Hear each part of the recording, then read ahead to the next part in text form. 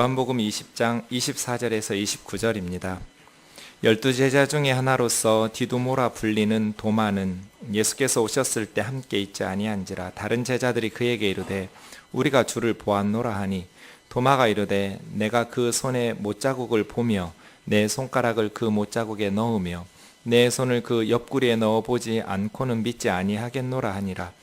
여드레를 지나서 제자들이 다시 집안에 있을 때 도마도 함께 있고 문들이 닫혔는데 예수께서 오사 가운데 서서 이르시되 너희에게 평강이 있을지어다 하시고 도마에게 이르시되 내 손가락을 이리 내밀어 내 손을 보고 내 손을 내밀어 내 옆구리에 넣어보라. 그리하여 믿음 없는 자가 되지 말고 믿는 자가 되라. 도마가 대답하여 이르되 나의 주님이시요 나의 하나님이시니이다. 예수께서 이르시되 너는 나를 본고로 믿느냐? 보지 못하고 믿는 자들은 복되도다 하시니라. 아멘. 부활주일입니다. 버틀란트 러셀이 나는 왜 그리스도인이 아닌가? Why I am not a Christian이라는 책에서 이런 말을 했습니다. 종교의 기반은 두려움이다. 두려움은 모든 것의 기초이다. 신비에 대한 두려움, 패배에 대한 두려움, 죽음에 대한 두려움.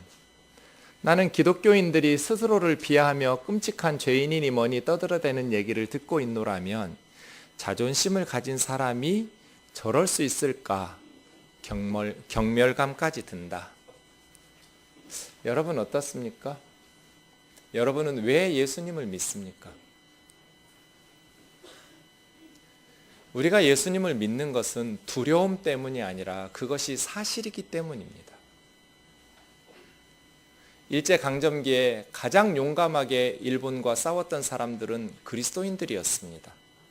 군사독재 시절에도 가장 용감히 독재와 맞서서 싸웠던 사람들은 그리스도인들이었습니다.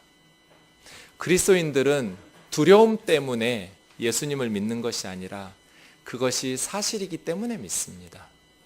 우리가 우리 스스로를 죄인이라고 말하는 것은 우리 자신을 비하하고 싶어서가 아니라 그것이 사실이기 때문입니다. 누구보다도 착하게 살고 싶은 사람이 설교하는 접니다. 그런데 저는 제 안에 죄성이 가득하다는 것을 압니다. 여러분은 어떻습니까? 하나님 앞에 가서 나는 양심껏 바르게 살았으니 천국에 좀 들어가겠노라고 말할 수 있는 사람이 누가 있겠습니까? 이 세상에 의인은 없습니다. 자기가 죄인이라는 것을 깨닫고 죄인이라고 고백하는 죄인과 자신이 죄인이라는 것을 인정하지 않는 죄인이 있을 뿐입니다. 우리 러셀 같은 사람에게 성경에서 사도 바울이 이렇게 말합니다. 로마서 2장 4, 5절입니다. 하나님께서 인자하심을 베푸셔서 그대를 인도하여 회개하게 하신다는 것을 알지 못하고 오히려 하나님의 풍성하신 인자하심과 너그러우심과 오래 참으심을 업신여기는 것입니까? 그대는 완고하여 회개할 마음이 없으니 하나님의 공정한 심판이 나타날 진노의 날에 자기가 받을 진노를 스스로 쌓아 올리고 있는 것입니다. 예레미야 17장 9, 10절 우리 좀 같이 읽겠습니다. 시작. 만물보다 거짓되고 심히 부패한 것은 마음이라. 누가 능히 이를 알리오마는 나 여호와는 심장을 살피며 폐부를 시험하고 각각 그 행위와 그 행실대로 보응하나니. 만물보다 거짓되고 심히 부패한 것이 사람의 마음이라고 말씀하십니다. 누가 이것을 알리오마는 하나님께서는 우리의 심장을 살피시고 우리의 폐부를 감찰하신다고 말씀하십니다. 우리가 예수님을 믿는 것은 우리의 주관적인 느낌이나 두려움 때문이 아닙니다. 역사적이고 객관적인 사실이기 때문에 믿습니다. 예수님께서 세상에 오신 목적을 가장 잘 설명해 준 성경 구절이 마가복음 10장 45절입니다. 같이 읽겠습니다. 시작. 인자가 온 것은 섬김을 받으려 함이 아니라 도리어 섬기려 하고 자기 목숨을 많은 사람의 대속물로 주려 함이라. 예수님이 세상에 오신 이유는 섬기려고 오셨는데 자신의 생명을 많은 사람의 대속물로 주려고 오셨다. 대속물이라고 번역되니 리트론이라는 말은 노예 시장에서 사용하는 단어입니다. 어떤 사람이 노예를 해방시켜주고 싶으면 그 노예의 주인에게 리트론, 이 속전을 줘야 됩니다. 그래서 그 노예를 주인에게서 사서 해방시켜주는 것이죠. 그렇게 노예를 해방시켜주기 위해서 지불하는 돈을 대속물이라고 말합니다. 예수님께서 말씀하신 저 목숨을 대속물로 주는 것은 무슨 사건을 가리킵니까? 십자가 사건을 가리킵니다. 예수님이 세상에 오신 이유는 섬기며 많은 사람들을 위해서 자기 목숨을 대속 제물로 주기 위해서 오셨다고 말합니다. 그래서 사도 바울은 로마서 3장 23, 4절에서 이렇게 말합니다. 같이요. 시작. 모든 사람이 죄를 범하였음에 하나님의 영광에 이르지 못하더니 그리스도 예수 안에 있는 속량으로 말미암아 하나님의 은혜로 값없이 의롭다 하심을 얻은 자 되었느니라. 모든 사람이 죄를 범하였음에 하나님 영광에 이르지 못하더니, 여기서 그리스도 예수 안에 있는 속량이라고 말한 것이 리트론하고 그게 안에 들어가 있죠. 아폴리트로시스라는 말입니다. 리트론을 주고 해방시켜주는 것을 속량이라고 말합니다. 130여 년 전에 선교사님들이 한국에 왔더니 이 속량이라는 단어로 번역하면 좋겠다 싶은 것이죠. 당시 조선 말기만 해도 종들이 있었습니다. 양반집에 사는 머슴과 종들을 돈을 주고 리트론, 속량을 주고 그 사람들을 해방시켜주는 것, 이게 속량입니다. 종을 속전을 내고 양민으로 자유롭게 풀어주는 것, 속량. 예수님은 자기 목숨을 많은 사람의 속전으로, 몸값으로 십자가에 내어주셨습니다. 그래서 우리는 예수 그리스도 안에 있는 그 구속으로 말미암아, 속량함으로 말미암아 우리가 은혜로, 하나님의 은혜로 의롭다 하심을 얻었습니다. 모든 사람이 죄를 범하였으면 하나님의 영광에 이르지 못합니다. 그러면 성경은, 기독교는 사람들의 그 차이를 무시하는 것인가? 그렇지는 않습니다. 어떤 사람은 정말 못되고 악하게 사는 사람이 있습니다. 그 사람은 저 땅속 깊은 갱도에서 사는 밑바닥 인생이라고 윤리적으로 그렇게 말할 수 있습니다. 사람들의 손가락질과 비난을 받는 사람들이 있습니다. 그러나 어떤 사람들은 정말 고상하게 정직하고 양심적으로 사는 사람들도 있습니다. 그 사람들은 높은 산꼭대기에 사는 것처럼 정말 고상한 삶을 삽니다. 하늘과 땅만큼이나 차이가 큽니다. 그러나 밑바닥에서 정말 악하게 사는 사람이나 높은 곳에서 고상하게 사는 사람이나 하늘에 있는 별이 손에 닿지 않는 건 마찬가지입니다. 모든 사람이 죄를 범하였음에 하나님의 영광에 이르지 못하더니 예수 그리스도 안에 있는 속량으로 말미암아 값없이 하나님의 은혜로 의롭게 되었다고 말씀하십니다. 예수님 지금 뭐라고 말씀하고 계신 것입니까? 나의 이 십자가는 단순한 죽음이 아니다. 너희 죄를 대신하여 내가 몸값을 치르는 속전으로 바쳐지는 속죄 제사와 같다. 그러므로 누구든지 그 예수 그리스도를 통해서 하나님 앞에 의롭게 되고 구원받을 수 있다라고 말하는 것입니다. 예수님이 우리를 대신하여 죽으신 인류의 구원자라는 사실을 어떻게 믿을 수 있습니까? 그것이 부활 사건입니다. 예수님께서 부활하지 않으셨다면 예수님이 말이 옳은지 그른지 확인할 방법이 없습니다. 하나님께서 예수님을 살리신 부활 사건에는 두 가지 중요한 의미가 담겨져 있습니다. 첫 번째는 하나님께서 예수님이 옳다라고 인정하신 사건입니다. 예수님께서 죽은 자들 가운데서 살리심으로써 하나님께서 예수님이 옳았다라고 인정해 주시고 선포한 겁니다. 만약에 예수님께서 부활하지 않으셨다면 예수님의 말이 옳은지 그른지 확인할 방법이 없었을 텐데, 예수님의 제자들은 부활하신 예수님을 경험하면서 하나님께서 예수님을 살리셨으니 예수님의 말이 옳았다라는 것을 확신하게 된 것입니다. 두 번째로 부활 사건은 우리가 하나님 앞에서 예수님 안에서 의롭다함을 얻을 수 있는 방법입니다. 예수님께서 부활하지 않으셨다면 우리는 아직 의롭게 된 것이 아닙니다. 왜냐하면 예수님이 우리 죄를 위해서 벌을 받고 있기 때문에 하나님 앞에서 예수님 안에 있는 그리스도인들이 의롭게 된 게 아닙니다. 부활하셨다라는 것은 우리 죄가 완전히 해결됐다는 선포입니다. 하나님 앞에서 성도들이 온전하게 의롭다함을 얻었다는 증거와도 같습니다. 그래서 예수 그리스도의 부활 사건은 예수님의 말이 옳았다라는 인정이면서 동시에 우리가 예수님 안에서 의롭게 되었다는, 하나님 앞에서 이제 거칠 것이 없다라는, 걸림돌이 다 제거됐다는 선언과도 같습니다. 그래서 로마서 4장 25절은 이렇게 말합니다. 예수님은 우리의 범죄함으로 인해서 십자가에 내어주셨고 우리를 의롭게 하시려고, 의롭다 하심을 얻게 하시려고 다시 부활하셨다. 예수님 부활하지 않으셨으면 우리는 아직 의롭게 된 게 아니거든요. 그래서입니다. 예수님의 부활 사건이 예수님이 인류의 구원자라는 것을 증명하는 사건입니다. 이 부활 사건은 자연적인 사건이 아닙니다. 시간과 공간을 초월하시는 하나님께서 개입하여 일으키신 사건입니다. 하나님께서는 예수 그리스도를 다시 죽은 자들 가운데서 살리심으로써 예수님이 선포하신 복음, 내가 많은 사람의 대속물로 십자가에 속전이 되어 죽는다. 그러므로 나는 세상 모든 사람들의 구원자라고 말씀하시는 것을 인정하는 선포입니다. 그래서 예수님의 부활과 십자가, 이 십자가와 부활 사건은 시간과 공간, 나라와 언어, 민족을 초월해서 모든 인류에게 절대적인 의미를 가집니다. 다른 종교는 좀 다릅니다. 이 역사 안에서 세상에서 일어난 사건들입니다. 사람들이 지혜를 통해서 발견해낸 진리들입니다. 그래서 모든 사람에게 적용되는 절대적 진리가 아닙니다. 다 각 종교마다 상대적 진리밖에는 아닙니다.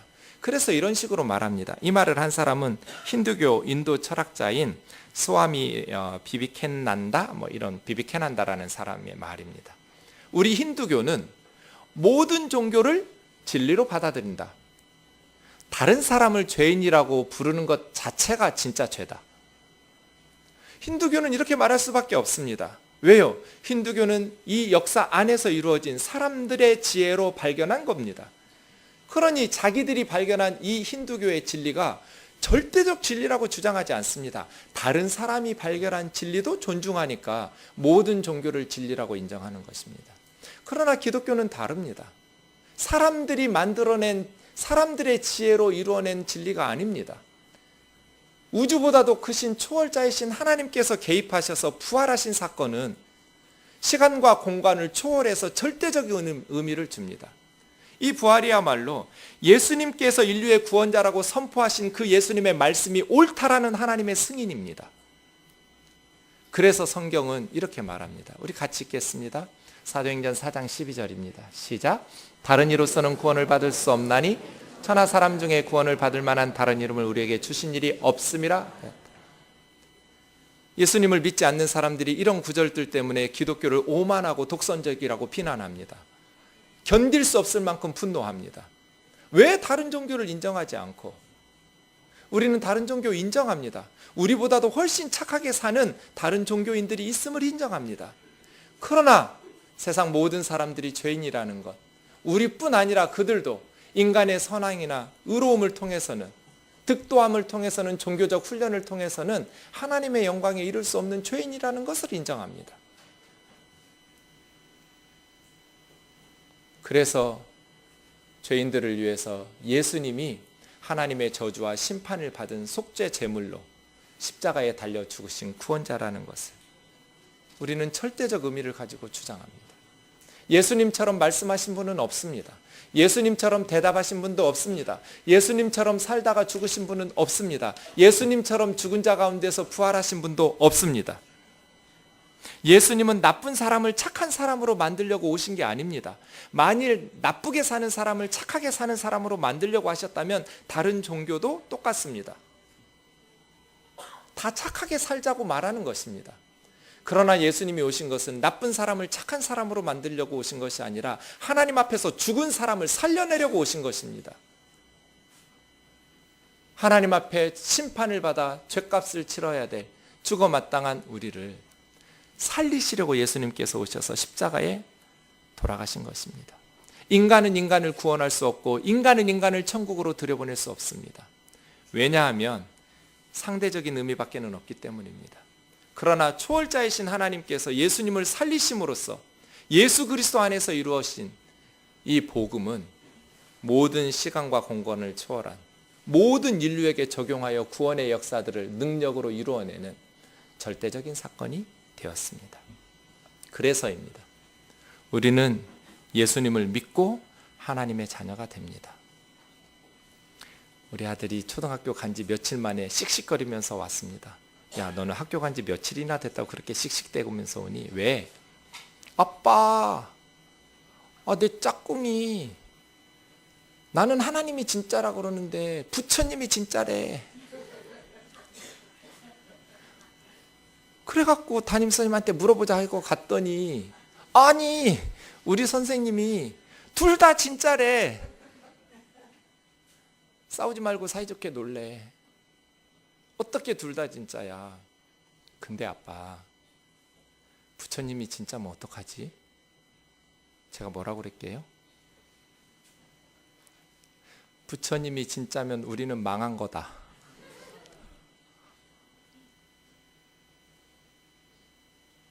기독교는 그런 거예요. 불교는 자신들만 절대적 진리라고 말하지 않아요. 인간들이 터득하고 인간들이 만들어낸 역사 안에서 이루어진 사건들이기 때문에 그래요. 상대적인 의미밖에 없어요.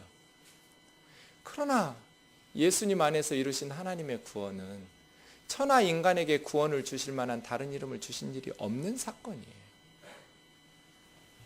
그럼 유대인들은 어떻게 됐을까요? 요한복음 19장 15절 16절을 보십시오. 예수님을 십자가에 못 박으면서 빌라도 총독이 묻습니다. 너희가 너희 왕을 십자가에 못 박으랴? 그때 대제사장들이 말합니다. 카이사르 외에는 우리에게 왕이 없나이다. 이 말을 듣고 빌라도가 예수님을 십자가에 못 박도록 내줍니다. 유대 종교 지도자들은 예수님을 제거하기 위해서 빌라도 총독을 설득하고 있습니다. 하나님 성전에서 만민이 기도해야 될 아버지의 집에서 강도의 소굴 역할을 하는 타락한 종교 지도자들을 향해서 예수님은 질타하셨습니다. 그랬더니 자기들의 영업에 걸림돌이 된 예수님을 제거하기 위해서 빌라도 총독에게 십자가에 못 박아 죽이라고 말하고 있습니다. 그때 가이사 외에는 우리에게 왕이 없다고 말합니다. 무슨 뜻입니까? 스스로 하나님의 백성됨을 포기하고 있습니다. 절대로 저렇게 말하면 안 됩니다. 이스라엘 사람들은. 왜냐하면 이스라엘의 진짜 왕은 하나님이시니까요. 카이사르 외에는 우리에게 왕이 없다니요. 예수님을 십자가에 못 박으면서 자신들의 목적을 추구하기 위해서 하나님의 백성됨을 스스로 포기하는 선언을 하고 만 것입니다. 하나님의 구원은 예수 그리스도의 십자가와 부활 사건을 통해서 이루어졌습니다. 그런데 유대인들은 이 예수님을 믿지 않고 아직도 메시아를 기다리고 있습니다. 그러니 유대인들은 스스로 하나님의 백성됨을 포기하고 하나님의 구원의 은혜를 힘입지 못하는 것입니다. 사랑하는 형제 자매 여러분, 부활 사건, 이것은 예수님의 말씀이 옳았다라는 선언이며 예수님이 세상에 오신 것은 우리를 섬기려고 오셨는데 자기 목숨을 많은 사람의 대속물로 주려고 오셨다는 것입니다.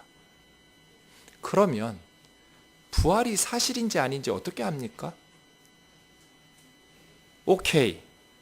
하나님께서 예수님을 죽은 자 가운데서 사흘 만에 살리신 것이 사실이라면 목사님 말이 옳죠. 하나님이 인정한 거죠. 왜냐하면 사람은 죽었다가 다시 살아나지 못하니까. 그것도 십자가에 못 박아서 옆구리에 창 찔러서 그렇게 죽인 사람을 다시 살리실 분은 하나님밖에 없으니 창조주 하나님이 살려내셨다면 예수님이 옳다고 선포하신 것이죠. 근데 그 부활을 어떻게 믿을 수 있냐는 거예요. 부활이 사실인지 아닌지 어떻게 알 수 있을까요? 요한복음은 세 가지로 대답합니다. 첫 번째는 제자들입니다. 두 번째는 빈 무덤입니다. 세 번째는 구약 성경입니다. 오늘 본문 24절 25절을 좀 보겠습니다. 12제자 중 하나로서 디두모라 불리는 도마, 티투모스라는 이 디두모는 쌍둥이란 뜻입니다. 도마라는 제자는 쌍둥이였습니다. 쌍둥이라고 평소에 불리는 도마라는 제자가 예수님 부활하신 그날 첫 번째 부활한 주일 저녁에 그 자리에 없었나 봅니다. 그래서 예수님 제자들이 우리가 부활하신 주님을 보았다고 말하니까 도마가 정말 주님이 살아나신 거냐고 기뻐하면서 그렇게 흥분하지 않고 시큰둥한 반응을 보입니다. 그럴 리가 없지. 쓸데없는 소리 하는구나. 나는 내 눈으로 직접 그 못자국을 보고 내 손으로 직접 못자국 난 손을 만지고 그 창자국 난 옆구리에 손 집어넣어 보지 않고는 믿지 아니하겠노라. 난 믿지 않을 거야. 어떻게 죽으면 끝이지 다시 살아날 수가 있냔 말이에요. 도마의 의견이 어떻습니까? 한편으로는 일리가 있습니다. 어떻게 믿겠어요? 주님 부활하셨다는 것을. 그런데 이 도마에게 좀 문제가 있습니다. 왜냐하면 예수님께서는 계속 반복해서 다시 부활하실 것을 말씀하셨거든요. 마가복음으로 보겠습니다. 마가복음 8장 31절, 9장 31절, 10장 33, 34절. 마가복음은 십자가 이전에 3번에 걸쳐서 예수님께서 거듭거듭 제자들에게 내가 예루살렘에 가면 죽을 거다. 유대 종교 지도자들, 제사장들, 장로들, 바리새인들이 나를 죽일 거다. 그러나 사흘 만에 다시 살아날 거다. 3일 만에 다시 부활할 것을 제자들에게 가르치십니다. 거듭거듭 예수님은 내가 이제 예루살렘에 도착하면 나 죽을 거야.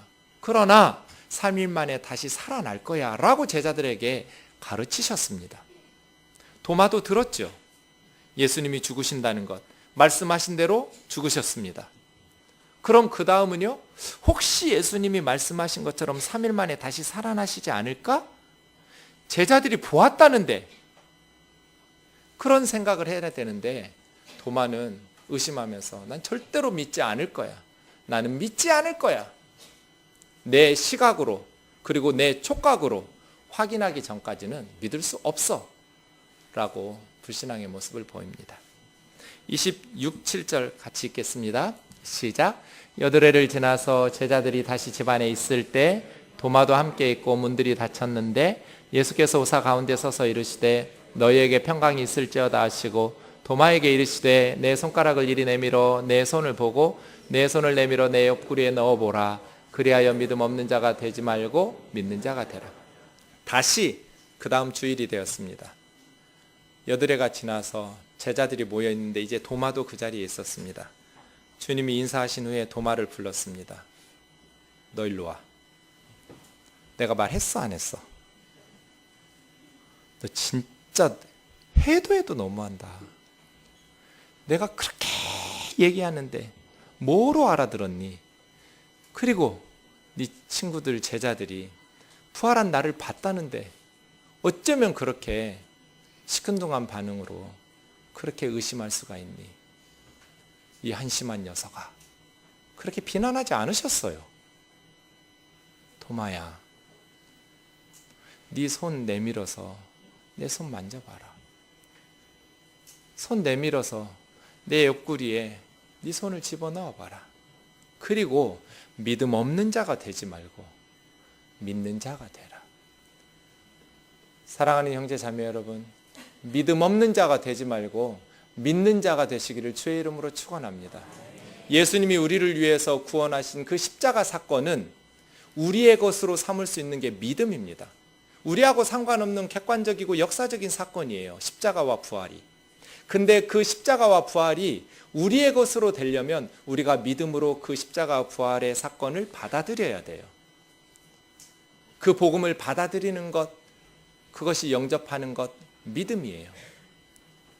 하나님께서 아무리 우리를 사랑하시고 귀엽게 여기셔도 믿음으로 말미암아 그 복음을 받아들이지 않으면 우리를 구원해 주실 수가 없어요. 이 복음은 모든 믿는 자에게 구원을 주시는 하나님의 능력이에요. 그래서예요. 도마야, 믿음 없는 자가 되지 말고 네가 믿음 없는 자가 되면 나는 너를 살릴 수 없다. 믿는 자가 되라. 네가 믿는 자가 되어야 너를 구원할 수 있다. 도마가 뭐라고 고백합니까? 우리 같이 읽죠. 28, 9절이요. 시작. 도마가 대답하여 이르되 나의 주님이시요 나의 하나님이시니이다. 예수께서 이르시되 너는 나를 본고로 믿느냐? 보지 못하고 믿는 자들은 복되도다 하시니라. 아멘. 보통은 도마가 이렇게 말해야겠죠? 나의 주님, 나의 선생님입니다. 아, 정말 살아 계셨군요. 죄송합니다. 그런데 도마가 선생님이라고 하지 않고 나의 하나님입니다. 왜요? 죽은 자 가운데서 다시 살아나셨다면 그분은 하나님입니다. 그래서 나의 주님, 나의 하나님이라고 고백하고 있는 것입니다. 예수님께서 도마에게 너는 나를 본고로 믿느냐? 보지 못하고 믿는 자들은 복되도다예요? 더 복되도다예요? 복되도다예요. 보고 믿는 것도 복된 거고요. 보지 못하고 믿는 것도 복된 거예요. 보지 못하고 믿는 자들 복되다.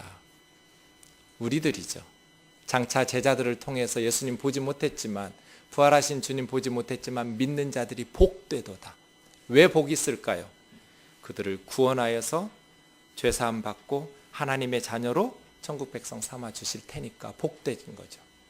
사랑하는 형제 자매 여러분, 우리의 믿음이라는 것이 이 세상에서의 믿음은 불완전하죠. 때로 흔들리고 갈 때처럼 의심하기도 하고, 천국에서는 우리의 믿음이 완전해지겠죠.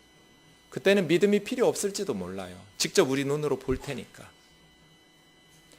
비교할 수 없을 만큼 천국에서의 믿음이 훌륭하죠. 그러나 어떤 면에서 생각해 보면 이 세상에서의 믿음이 더 값진 것 같아요. 왜냐하면 보지 못하고 믿는 거니까. 더 훌륭한 천국에서의 믿음보다 보지 못하고 믿는 이 세상에서의 믿음이, 천국에 가면 이제 다시는 보지 못하고 믿는 믿음은 없잖아요. 이 땅에서의 저와 여러분의 믿음이 천국에서 할 수 없는 더 값진 요소가 있는 것 같아요. 보지 못하고 믿는 자들이 복되다고 말씀하십니다. 목사님, 어떻게 예수님을 믿습니까? 예수님께서 말씀하신 그 말씀이 하나님께서 부활 사건을 통해서 인정하셨기 때문입니다. 그럼 부활을 어떻게 믿습니까? 제자들이 변화됐기 때문입니다. 이 도마는 인도에서 순교를 당합니다. 예수님의 제자들은 한결같이 순교자가 됩니다. 그들이 전한 것은 예수님이 우리 죄를 위해서 죽으셨다가 사흘 만에 다시 살아나셨다는 십자가와 부활밖에 없습니다. 이 얘기하려고 산채로 껍질을 벗겨서 순교당하고, 짐승들 기름을 짜듯이 이 사람을 죽여서 기름 짜가지고 저녁에 횃불 밝히고, 수많은 그리스도인들을 십자가에 처형시키고 그랬습니다. 제자들이 마음 바꿔서 우리가 거짓말했다고 한마디만 하면 박해는 끝날 겁니다. 죽지 않아도 됩니다. 그리고 많은 부귀영화를 누릴 수도 있었을 겁니다. 그런데 제자들은 그렇게 한 사람도 하지 않았습니다. 왜요? 그들의 말에 의하면 그들은 부활하신 주님을 보았기 때문입니다. 둘 중 하나입니다. 제자들이 거짓말하거나 뭔가 환상이나 유령을 받든지, 아니면 제자들의 말이 진짜이든지. 고린도전서 15장을 보겠습니다. 3절과 4절이 복음입니다. 성경대로 그리스도께서 우리 죄를 위하여 죽으시고 장사 지낸 바 되었다가 성경대로 사흘 만에 다시 부활하신 것, 이것이 복음입니다. 이 복음을 믿으면 구원을 받습니다.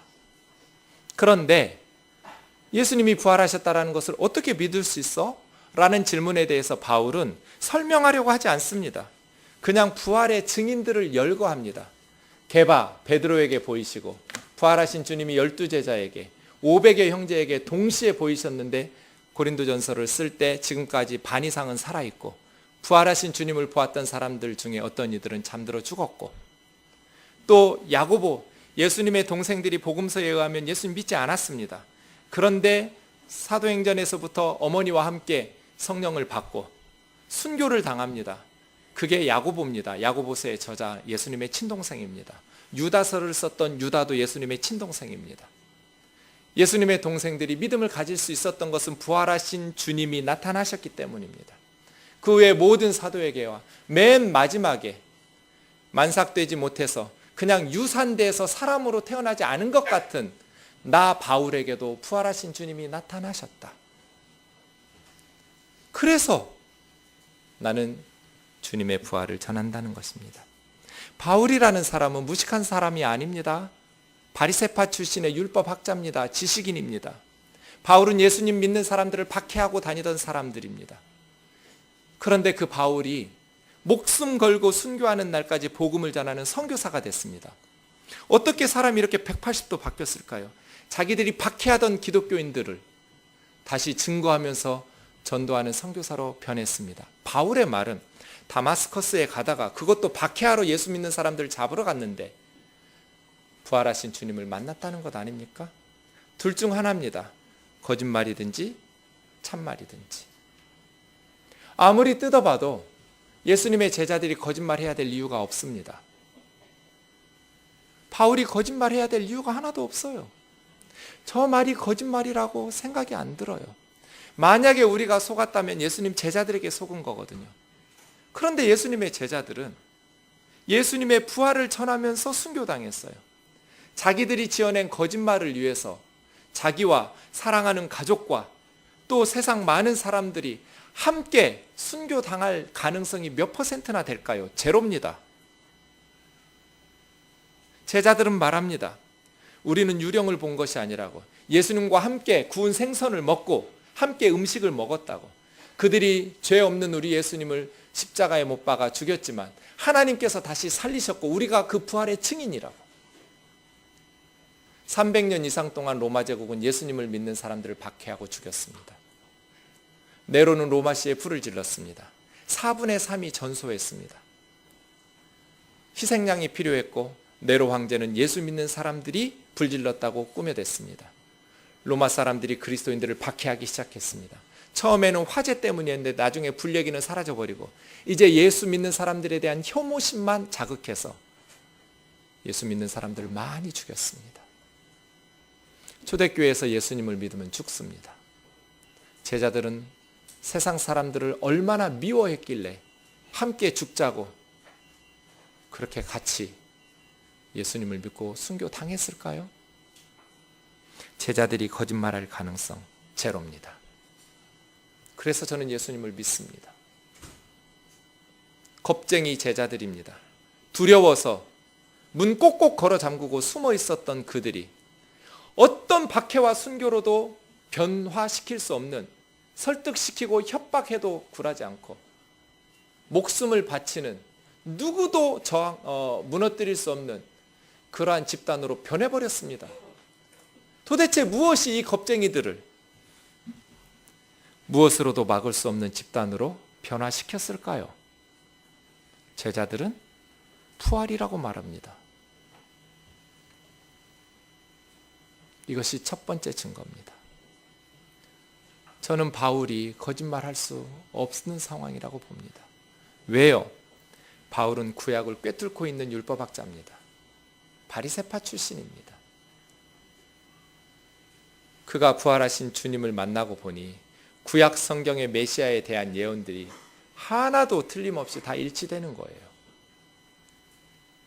그래서 바울은 회당마다 돌아다니면서 구약 성경을 읽어가면서 이 성경의 말씀으로 메시아이신 예수님을 전하고 다녔습니다. 그래서 선교한 사람이 사도 바울이에요.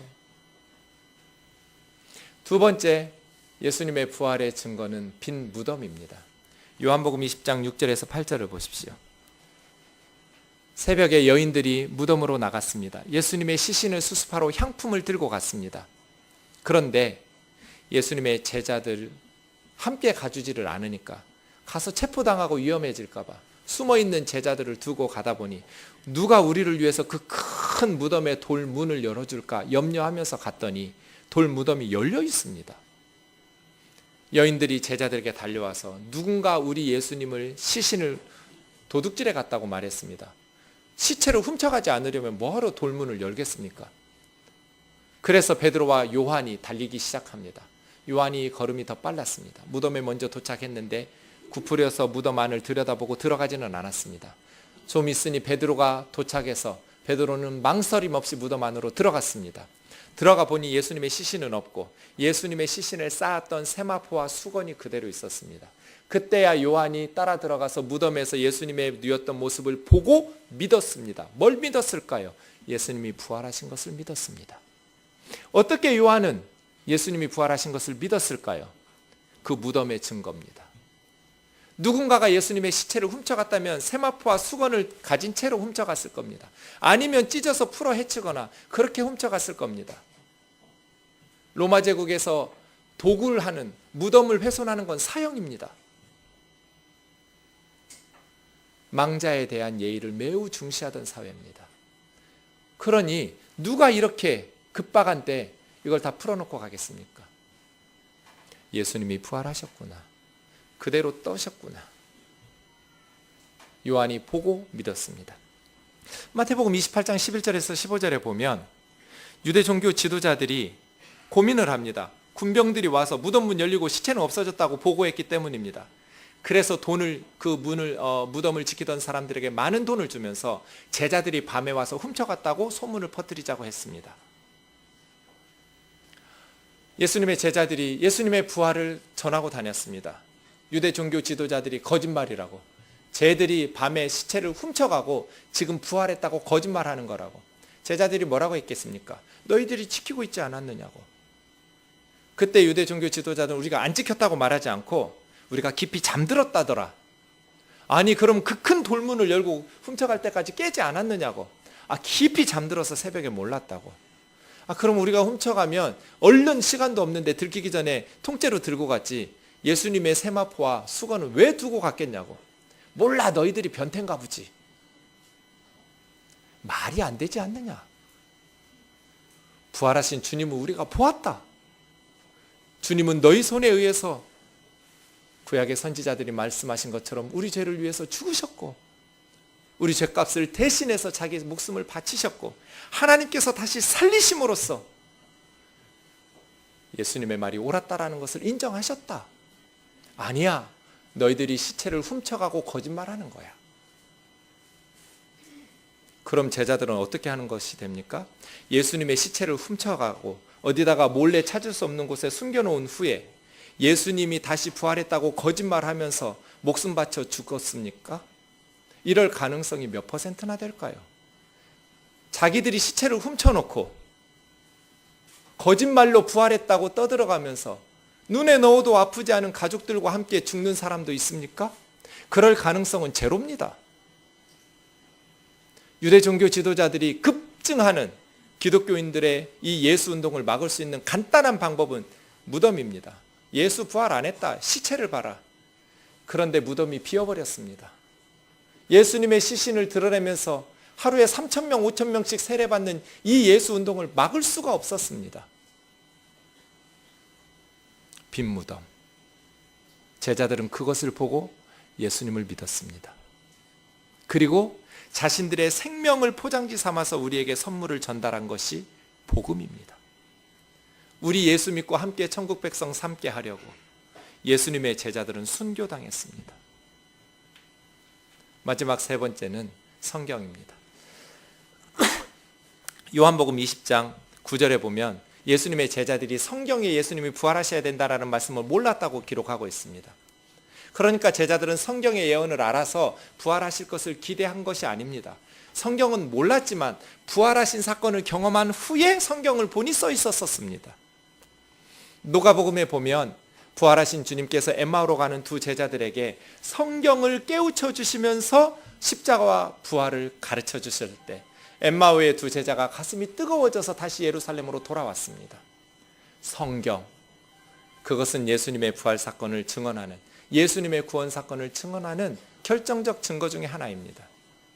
성경에 뭐라고 써 있습니까?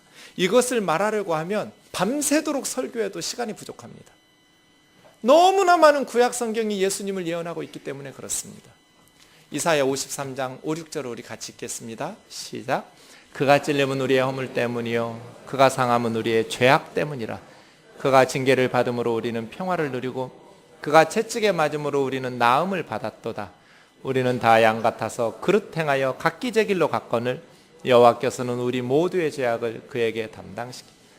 이사야서는 42장부터 고난받는 의로운 종이 나옵니다.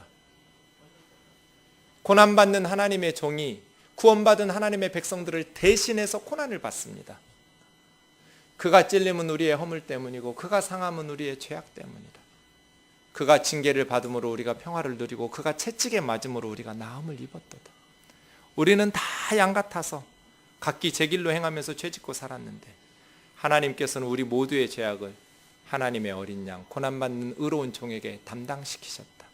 그래서 도살장으로 끌려가는 어린 양처럼, 털 깎는 자 앞에 잠잠한 어린 양처럼 입을 열지 못하고 십자가에서 죽으셨지만 그의 죽으심은 구원받을 하나님의 백성들을 대신한 죽으심이었다. 이런 구절들이 너무 많아요. 예수님께서 구약의 성경들을 깨우쳐 주시면서 그리스도가 고난을 받고 다시 살아나야 되지 않느냐. 호세아서 6장 1절입니다. 여호와께서 이틀 후에 우리를 살리시며 사흘 날에 우리를 일으키시리니 우리가 그 앞에서 살리라. 고난받는 의로운 종은 그 한 사람만이 살아나는 게 아닙니다. 모든 구원받은 백성들의 대표며 대신입니다. 그래서 예수님께서 살아나실 때 구원받은 하나님의 백성이 다 살아나는 겁니다. 우리는 예수님 안에서 하나님의 심판을 받아 십자가에 죽었고 예수님 안에서 사흘 만에 다시 살아난 겁니다. 내가 그리스도와 함께 십자가에 못 박혀 죽었다고 바울이 말한 이유입니다. 하나님께서 우리를 그렇게 여기십니다. 그래서입니다. 예수님은 우리를 대신하여 죽고 다시 살아나셔야 됩니다. 시편 16편 10절을 보십시오. 주께서 내 영혼을 수올은 죽은 자들이 가는 곳입니다. 그 음부에 버리지 않으시고 주의 거룩한 자가 썩음을 당치 않고 멸망당치 않게 하신다고. 음부에 가는데, 죽은 자들에게 가는데 거기다가 버리지 않고 계속해서 거기서 멸망하고 썩지 않도록, 그건 뭡니까? 다시 살려내는 겁니다. 주님이 다시 살아나심을 증언하고 계시는 것입니다. 사랑하는 형제 자매 여러분, 이것이 기독교입니다. 예수님을 어떻게 믿을 수 있느냐고요? 두려움 때문에 믿는 것이 아닙니다. 주관적인 느낌이나 감정 때문에 믿는 것이 아닙니다. 객관적이고 역사적인 사실 때문에 믿습니다. 지적인 자살을 할 필요가 없습니다. 이것은 역사입니다. 성경 안에서뿐 아니라 성경 밖에서도 성경이 다 옳다라고 증거하고 있는 증거들입니다. 너무나 많습니다. 구약의 수많은 구절들이 메시아를 예언하고 있습니다. 저는 22년 동안 성경을 연구하고 있습니다. 그런데 그 수많은 메시아에 대한 예언의 구절들 중에 한 문장도 예수님에게서 일치되지 않는 걸 본 적이 없습니다. 둘 중 하나입니다. 제가 바보거나 성경이 진짜거나. 제가 어디를 봐서 바보 같으세요? 성경을 읽으면 읽을수록 예수님이 진짜예요. 왜냐하면 구약 성경은 1000년이 넘는 시간 동안에 서로 읽고 의논하지도 않았어요. 오랜 시간 각각 제각각 장소에서, 지금처럼 전화도 없고요, 차도 없었어요. 그냥 하나님으로부터 받았던 메시아에 대한 예언들을 선지자들이 한 거예요. 그래서 제각각 썼어요. 그래서 모아놓은 것이 구약 성경이에요. 그런데 그 수많은 메시아에 대한 예언들이 한 문장도 틀림없이 예수님에게서 일치돼 바울과 같은 율법학자가 왜 예수님 믿었겠어요? 감정 때문에? 자기 경험 때문에? 그럴 리가 없습니다. 그런 율법학자요, 지식인입니다. 그래서 믿습니다. 예수님을 믿는 것은 허다한 증인들이 있습니다. 사랑하는 형제 자매 여러분, 믿음 없는 자 되지 말고 믿는 자 되시기를 주의 이름으로 축원합니다. 우리 중 한 사람도 지옥 가는 사람 없기를 바랍니다. 이 복음은, 예수님의 십자가와 부활 사건은 믿는 자에게 구원을 주시는 하나님의 유일한 능력입니다. 어떻게 살아야 될까요? 마지막으로 고린도 전서 15장 58절, 부활장의 마지막 구절입니다. 우리 읽고 마치겠습니다. 시작. 그러므로 내 사랑하는 형제들아, 견실하며 흔들리지 말고 항상 주의 일에 더욱 힘쓰는 자들이 되라. 이는 너희 수고가 주 안에서 헛되지 않은 줄 알미라.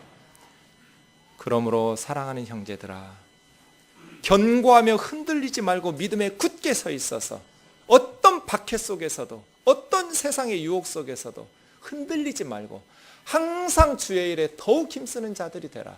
왜? 죽음이 끝이라면, 부활이 없다면 좀 더 착하게 사는 거 그 별로 큰 의미 없지만 부활이 있으니까.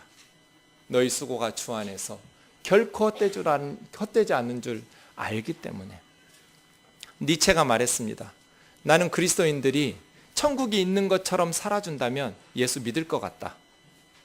니체가 보니 천국이 있다고 말하는 그리스도인들이 전혀 천국이 없는 것처럼 살아요. 천년만년 살 것처럼 이 세상에 집착하고 남의 눈에 눈물 흘리게 하면서 이기적이고 천국이 있다고, 천국에 가는 소망이 있다고 말하면서 너무나 못된 짓 하면서 사는 그리스도인들을 보니 천국은 없나 보다. 누가 니체에게 손가락질 할 수 있겠어요?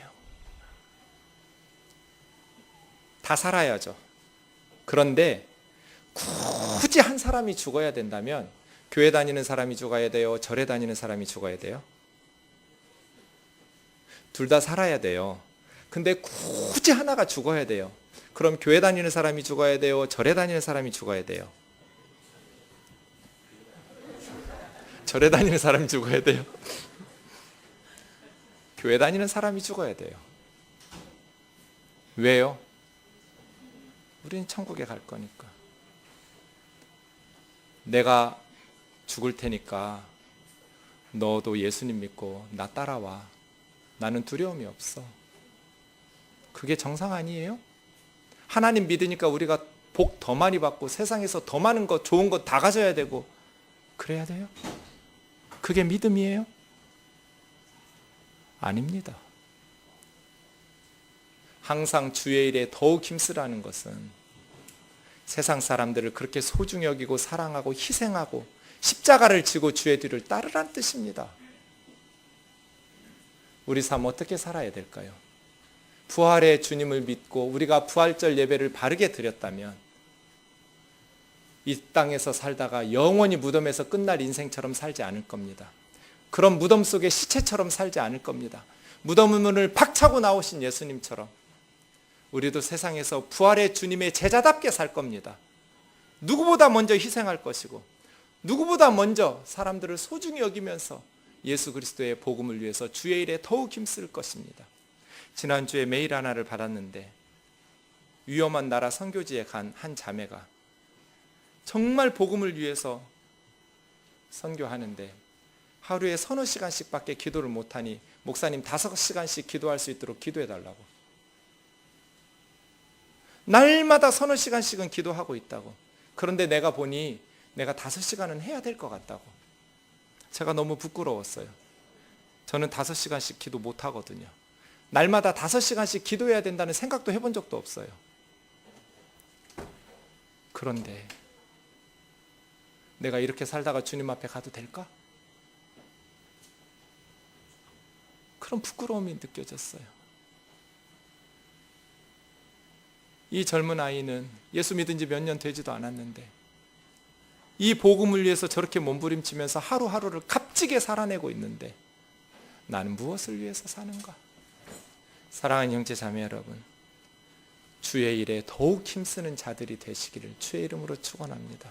세상 사람들하고 비교할 것 없습니다. 세상 사람들 눈치 볼 것도 없습니다. 주의 일에 더욱 힘쓰는 주의 자녀들이 되기를 원합니다.